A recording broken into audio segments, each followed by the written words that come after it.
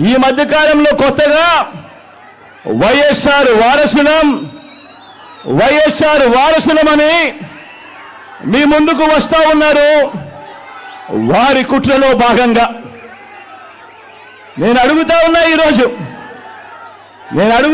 ఈరోజు మీ అందరి సమక్షంలో ఆ మహానేతకు ఎవరు వారసులో చెప్పాల్సింది ఎవరు అని అడుగుతా ఉన్నాను. చెప్పాల్సింది ఎవరు అని అడుగుతా ఉన్నా. ప్రజలు కాదా అని అడుగుతా ఉన్నాను. ఆ వైఎస్ఆర్ని ప్రేమించేవారు కాదా అని అడుగుతా ఉన్నాను. ఈ సందర్భంగా మీ అందరితోనూ కూడా ఒక్క విషయం ప్రతి ఒక్కరిని కూడా ఆలోచన చేయమని కోరుతా ఉన్నా. ఆ దివంగత మహానేత మీద, నాన్నగారి మీద కక్షపూరితంగా, కుట్రపూరితంగా ఆయన చనిపోయిన తర్వాత ఆయన మీద కేసులు పెట్టింది ఎవరు? ఆయన కుటుంబాన్ని టార్గెట్ చేసింది ఎవరు? ఆయన పేరును చివరకు సిబిఐ ఛార్జ్ షీట్ లో కూడా పెట్టింది ఎవరు? ఒక వైఎస్ఆర్ లెగసీని, ఒక వైఎస్ఆర్ ను ఉండకుండా చెయ్యాలని చూస్తా ఉన్నది ఎవరు? ఒక వైఎస్ఆర్ కుటుంబాన్ని పూర్తిగా అనగదొక్కాలని, వారు ఇక లేకుండా చూడాలని కుట్రలు పన్నింది ఎవరు? ఇవన్నీ కూడా పులివెందుల ప్రజలకు తెలుసు, వైఎస్ఆర్ జిల్లా ప్రజలకు తెలుసు, తెలుగు నేల మీద ఉన్న ప్రతి ఒక్కరికి కూడా ఇవన్నీ సంగతులు తెలుసు. మరి ఇప్పుడు అలా రాజకీయంగా అనగదొక్కాలని దేశంలో ఉన్న అన్ని వ్యవస్థలను మన మీద ప్రయోగించి వారితోనే ఇప్పుడు కలిసిపోయి అదే కాంగ్రెస్, అదే టీడీపీతో కలిసిపోయి వైఎస్ అనే పేరే కనపడకుండా చేయాలని కోరుకుంటున్న వాళ్ళందరితోనూ కలిసిపోయి ఆ దిశగా అడుగులు వేస్తూ ఆ కుట్రలను అమలు చేస్తా ఉన్న మన శత్రువుల చేతులతో చేతులు కలిపి వారి పార్టీల్లో చేరిపోయిన వీరా వైఎస్ఆర్ వారసులు అని అడుగుతా ఉన్నాను. ఒకటి ఆలోచన చేయమని కోరుతా ఉన్నా మీ అందరితో కూడా. వైఎస్ఆర్ గారు బతుకున్నంత కాలం ఎవరితో పోరాటం చేశారు అని చెప్పి ప్రతి ఒక్కరూ కూడా ఆలోచన చేయమని కోరుతా ఉన్నా.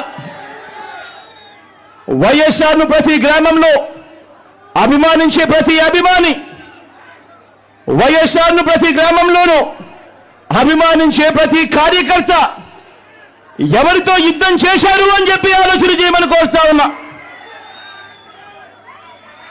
మరి ఆ వైఎస్ఆర్ మీద కుట్రలు, కుతంత్రాలు చేసిన ఆయన శత్రువులతో పసుపు చీర కట్టుకొని వారి ఇళ్లకు వెళ్ళి వారికి మోకరిల్లి వారి కుట్రలో భాగమవుతూ వారి స్క్రిప్టుల్లో వారు చెప్పినది మక్కి చదివి వినిపిస్తూ కుట్రల్లో భాగమవుతా ఉన్న వీళ్ళ వైఎస్ఆర్ వారసులు అడుగుతా ఉన్నాను మీ అందరి సమక్షంలో.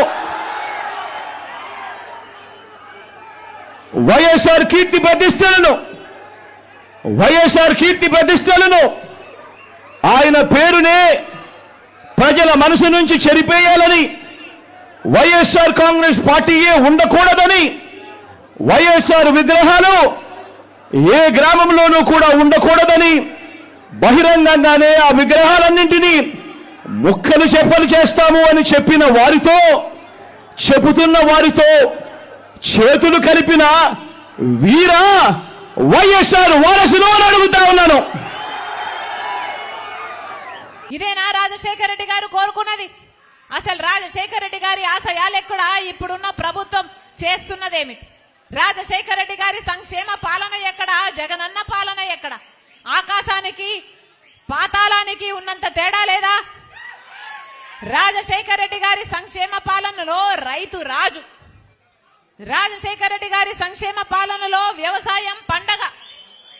రాజశేఖర రెడ్డి గారు విత్తనాల మీద సబ్సిడీ ఇచ్చాడు, డ్రిప్ మీద సబ్సిడీ ఇచ్చాడు, ఇన్పుట్ సబ్సిడీ ఇచ్చాడు, ఆఖరికి పంట నష్టపోతే పంట నష్టపరిహారం ఎంత అద్భుతంగా ఇచ్చాడు రాజశేఖర రెడ్డి గారు. ఇప్పుడుందా రైతుగా భరోసా? అసలు పంట నష్టపోతే పంట బీమా ఉందా? ఏమన్నా పంట బీమా ఉందా అన్నా? పంట బీమా ఉందా? పంట బీమా ఉందా? గట్టిగా అరిచి చెప్పండి, అప్పుడైనా ప్రభుత్వానికి వినిపిస్తుందేమో. కనీసం పంట బీమా కూడా లేదే. మరి ఇదా రాజశేఖర రెడ్డి గారి సంక్షేమ పాలన? ఇది కాదు రాజశేఖర రెడ్డి గారి సంక్షేమ పాలన. రాజశేఖర రెడ్డి గారి సంక్షేమ పాలనకు జగనన్న పాలనకు నక్కకు నాగలోకానికి ఉన్నంత తేడా ఉంది. రాజశేఖర రెడ్డి గారి సంక్షేమ పాలనలో 50 లక్షల మంది పేద విద్యార్థులకు గొప్ప చదువులు చదవాలి అని ఫీజు రీయింబర్స్మెంట్ పెట్టాడు. రాజశేఖర రెడ్డి గారు ఆ రోజు చెప్పిన మాట, మీరు ఏది కావాలంటే అది చదువుకోండి, మీరు డాక్టర్ అవుతారా, మీరు ఇంజనీర్ అవుతారా, మీరు ఎంబీఏ చేస్తారా, మీరు ఎంసీఏ చేస్తారా, మీరు ఏది కావాలంటే అది చదువుకోండి, ప్రభుత్వమే ఉచితంగా చదివిస్తుంది అన్నాడు రాజశేఖర రెడ్డి గారు. అలా ఎంతమంది బిడ్డలు డాక్టర్లు అయ్యారు, ఇంజనీర్లు అయ్యారు, ఎంబీఏలు ఎంసీఏలు ఎంతమంది చేశారు. ఈరోజు లక్షణంగా ఉద్యోగాలు చేసుకుంటున్నారు. ఇప్పుడుందా పరిస్థితి? 19 లక్షల మంది బిడ్డలు ఉద్యోగాలు వస్తాయి వస్తాయి వస్తాయి అని ఎదురు చూస్తూనే ఉన్నారు. జాబ్ క్యాలెండర్ లేదు, జాబ్ నోటిఫికేషన్ లేదు, ఉద్యోగాల భర్తీ లేదు. 30,000 టీచర్ ఉద్యోగాలు ఖాళీగా ఉన్నాయి. డిఎస్సి ఎప్పుడేస్తారా అని 6 లక్షల మంది విద్యార్థులు ఎదురు చూస్తూనే ఉన్నారు. 6 లక్షల మంది పరీక్షలకు తయారీ చేసుకుంటూనే ఉన్నారు. కానీ ఒక్కసారి కూడా వేసిన పాపాన పోలేదు. ఇప్పుడు ఎలక్షన్లు వస్తే ఇప్పుడు వేస్తారట డిఎస్సి. ఇక మీరు ఇప్పుడు డిఎస్సి వేస్తే నోటిఫికేషన్ ఎప్పుడు వస్తుంది, వాళ్ళకు పరీక్షలు ఎప్పుడు వస్తాయి, వాళ్ళకు ఉద్యోగాలు ఎప్పుడు వస్తాయి? ఒక్కటంటే ఒక్క గ్రూప్ 1 ఉద్యోగం రాలేదు ఆంధ్ర రాష్ట్ర ప్రజలకు. అంటే మన ఆంధ్ర రాష్ట్ర బిడ్డలు ఒక్క గ్రూప్ 1 ఉద్యోగం చేయడానికి కూడా అర్హులు కారా? ఏమి చెప్పాలనుకుంటున్నారు? ఇంతమంది బిడ్డల జీవితాలతో ఆడుకుంటున్నారే, ఇది న్యాయమేనా? ఒక్క రకంగా అంటే ఒక్క రకంగా అయినా మన రాష్ట్రం బాగుపడిందా? ఇక్కడే ఉంది హంద్రీనివా ప్రాజెక్ట్. రాజశేఖర రెడ్డి గారు హంద్రీనివా ప్రాజెక్టును చేపట్టారు. ఆ రోజుల్లోనే రాజశేఖర రెడ్డి గారు 4,500 కోట్ల రూపాయలు ఖర్చు పెట్టారు. ఆ ప్రాజెక్టు 6.5 లక్షల ఎకరాలకు నీళ్లిచ్చే ప్రాజెక్టు, 33 లక్షల జనాభాకు నీళ్లిచ్చే ప్రాజెక్టు. అటు సాగునీరు ప్రాజెక్టు, ఇటు తాగునీరు ప్రాజెక్టు. కానీ ఈ రోజుటికి రాజశేఖర రెడ్డి గారు 90% పనులు పూర్తి చేసి వెళ్లిపోతే 10% పనులు పూర్తి చేయడం కూడా చేత కాలేదు అటు చంద్రబాబు గారికైనా ఇటు జగనన్న గారికైనా. చంద్రబాబు గారు ముఖ్యమంత్రిగా ఉంటే జగనన్న గారు జలదీక్షలు చేశారు. ప్రాజెక్టులు ఎందుకు కట్టడం లేదు, రాజశేఖర రెడ్డి గారు ప్రాజెక్టులను ఎందుకు కట్టడం లేదు అని అడిగారు. 10% పనులు మీకు చేయడం వీలు కాలేదా అని అడిగిన జగనన్న గారు ఇప్పటికి 5 సంవత్సరాలు అయింది ముఖ్యమంత్రి అయ్యి, హంద్రీనివా ప్రాజెక్టు రాజశేఖర రెడ్డి గారు ఏ 90% పనులు చేశాడో అక్కడే ఆగింది తప్ప మళ్ళీ జగనన్న గారు ఆ మిగిలిన 10% పనులు కూడా చేత కాలేదు. మరి ఇదా రాజశేఖర రెడ్డి గారి సంక్షేమ పాలన? ఎకరాకి నీళ్ళు ఇవ్వాలనుకున్నాడు రాజశేఖర రెడ్డి గారు. గాలేరు నగరి ప్రాజెక్టు కూడా రాజశేఖర రెడ్డి గారు 50% పనులు చేసిపోతే ఆ మిగిలిన 50% పనులు చేయడం కూడా చేత కాలేదు అటు టీడీపీకైనా ఇటు వైసీపీకైనా. మరి ఏం చేతనైంది? మరి ఎవరిని ఆదుకున్నారు? అప్పులు మాత్రం 8 లక్షల కోట్ల అప్పు చేశారు. ఈ రోజు మన రాష్ట్రంలో అప్పులు తప్ప ఏం మిగిలే? దేంట్లో చెందామా అభివృద్ధి? ఒక్క రకంగానైనా బాగుపడ్డామా? ఏమన్నా అభివృద్ధి చెందిందా? ఈరోజు మన రాష్ట్రంలో 25% మంది మిగతా రాష్ట్రాల కంటే మన రాష్ట్రంలో లిక్కర్ మద్యం తాగిన వాళ్ళ చావులు మన రాష్ట్రంలో 25% ఎక్కువ ఉన్నాయట. అంటే మన రాష్ట్రంలో లివర్ చెడిపోయి లిక్కర్ తాగడం వల్ల లివర్ చెడిపోయి జరుగుతున్న చావులు మిగతా రాష్ట్రాలతో పోలిస్తే 25% ఎక్కువ ఉన్నాయని అర్థం. ఎందుకని? మన రాష్ట్రంలో విపరీతంగా లిక్కర్ అమ్మబడుతుంది, లేదా కల్తీ లిక్కర్ అమ్మబడుతుంది. ఇందుకే కదా మన రాష్ట్రంలో ఇంకా ఎక్కువ మంది 25% ఎక్కువ మంది చచ్చిపోతున్నారు లిక్కర్తో. అంటే ఈ పాపం ప్రభుత్వానిది కదా. మొన్న ఒక అన్నని అడిగాను, అన్నా అసలు డిజిటల్ పేమెంట్సే లేవంట కదా, మద్యం అమ్మే దుకాణాలలో అసలు క్యాష్ తప్పితే ఇంకా ఏమీ తీసుకోరంట కదా అని. ఎలా ఉందన్నా అని అడిగాను. ఆ అన్న చెప్పాడు, అమ్మా అందరూ లిక్కర్ షాపుకి వెళ్తారు, లిక్కర్ బాటిల్ కొనుక్కుంటారు, కొనుక్కొని వచ్చేటప్పుడు తిట్టుకుంటూ వస్తారు. ఇదేరమ్మా రోజు జరుగుతున్నది ఇదే అని చెప్పారు. ఎందుకన్నా ఎందుకు తిట్టుకుంటున్నారు అని అడిగా.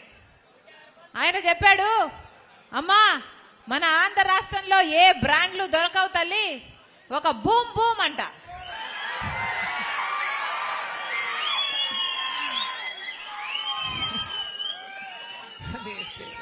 అదేం పేరో మరి, ఒక బూమ్ బూమ్ దొరుకుతుందమ్మా.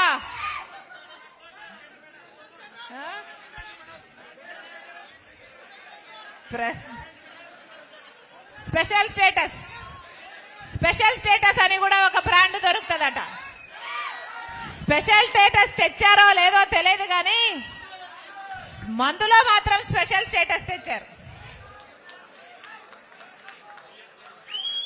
ఇలా కొన్ని బ్రాండ్లు తప్పితే ఇక్కడ ఏవి దొరకవమ్మా.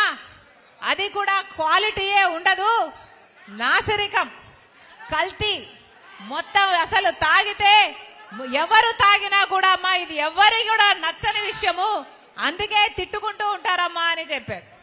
అంతేకాదు తల్లి, అంతేకాదమ్మా రేట్లు కూడా.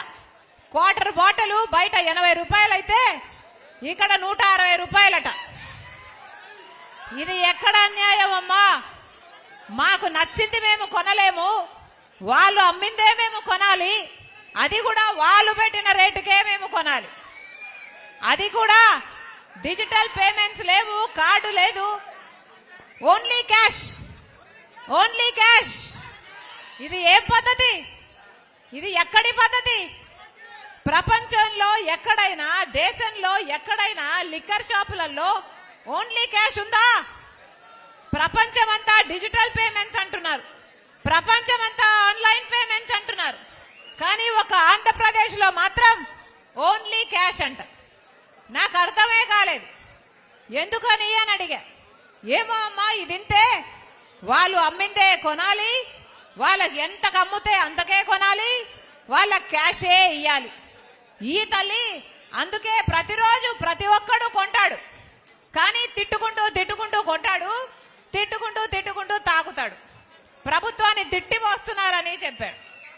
ఇది ఎక్కడ పద్ధతి? 25% మంది ప్రజలు మన రాష్ట్రంలో ఎక్కువ చచ్చిపోతున్నారు లిక్కర్ అంటే ఇది అవమానం కాదా? ఎందుకని? అసలు ప్రభుత్వము వాళ్ళకు నచ్చిన వాళ్ళకే టెండర్లు ఇచ్చుకుంటుంది. అంటే ప్రభుత్వంకు ఎవరు కమిషన్లు ఇస్తారో, ప్రభుత్వంతో ఎవరు దోస్తీ చేస్తారో వాళ్ళకే టెండర్లు ఇస్తారు, వాళ్ళే అమ్మాలి, అవి కూడా వాళ్ళు పెట్టిన ధరలకే అమ్మాలి. ఏదైనా ఒక క్వాలిటీ చెక్ ఉందా? ఒక మానిటరింగ్ ఉందా? ఇప్పుడు ఆపరేషన్ లేకుండానే మోకాళ్లకు ప్లాస్మా ట్రీట్మెంట్. మీ ఆర్థోపెటిక్ సమస్యలన్నిటికీ రోబోటిక్ టెక్నాలజీ ద్వారా తక్కువ ఖర్చుతో శాశ్వత పరిష్కారం. ఫ్రీ కన్సల్టేషన్, ప్రతి ట్రీట్మెంట్ పై 20% డిస్కౌంట్. ఈ ఆఫర్ కొద్ది రోజులు మాత్రమే, త్వరపడండి. V9 hospitals 9281465842.